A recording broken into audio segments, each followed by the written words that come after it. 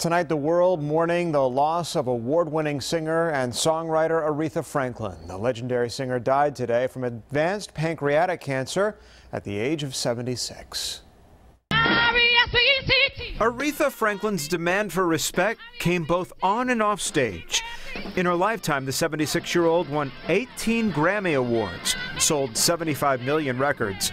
President Obama writing in a statement, quote, "In her voice, we could feel our history, all of it, and in every shade, our power and pain, our darkness and our light." I remember more than anything her commitment, and I remember her authenticity.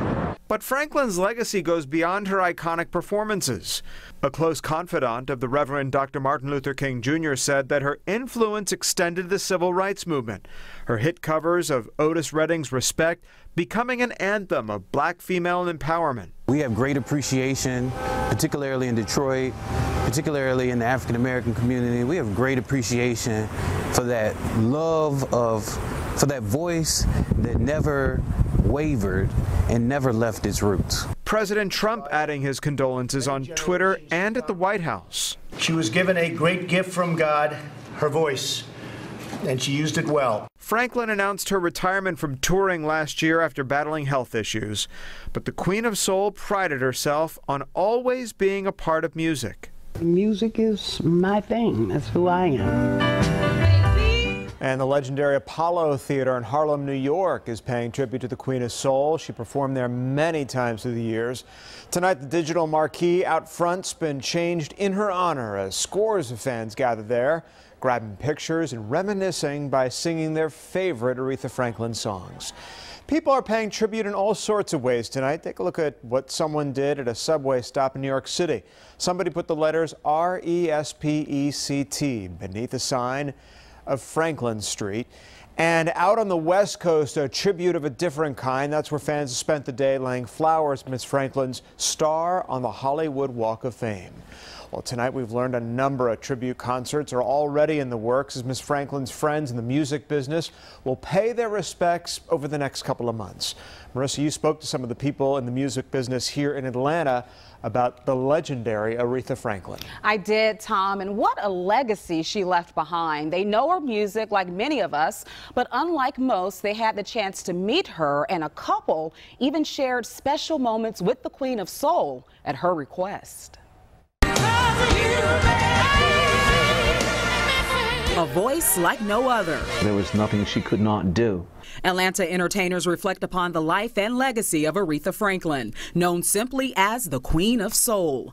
R&B balladeer Peebo Bryson also called her friend and a woman who could go toe-to-toe with anyone on a stage. If Aretha Franklin were a boxer and someone were standing over her counting to 10, they better bring Gatorade because it's going to be a long time before you can count her out. Bryson says Franklin commissioned him to sing at her birthday party in the 80s. You realize that you've just landed into this unique universe, and the ruler of this universe is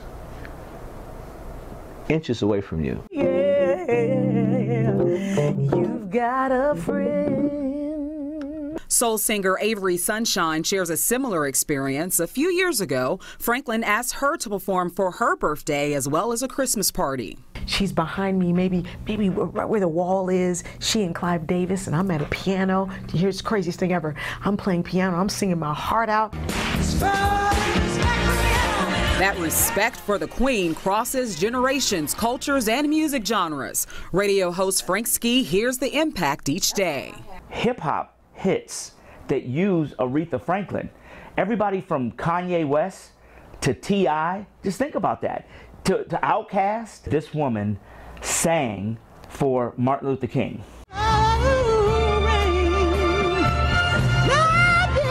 And then sang for The Dream in Barack Obama. Franklin leaves behind an incredible legacy, which many describe as signature as her voice. Songs that touch the heart and the soul in a specific and lasting way. Binding you to her and her music for always. So much there. In fact, we've included extended versions of those reflections on this story on fox5atlanta.com. And around the globe, politicians and celebrities are reacting to the death of the Queen of Soul, including Elton John, who witnessed her very last performance and called her one of his favorite pianists. The iconic Paul McCartney called her a great musician and a fine human being who will live with us forever. And the Reverend Jesse Jackson Jr. says the heavens are rejoicing. And Hugh Jackman talked about the highlight of his career when he got to sing with Aretha Franklin at the Tony Awards. Diana Ross simply wrote, "I'm sitting in prayer for the wonderful golden spirit, Aretha Franklin." Former President Clinton called the singer an important part of our lives for the last 50 years.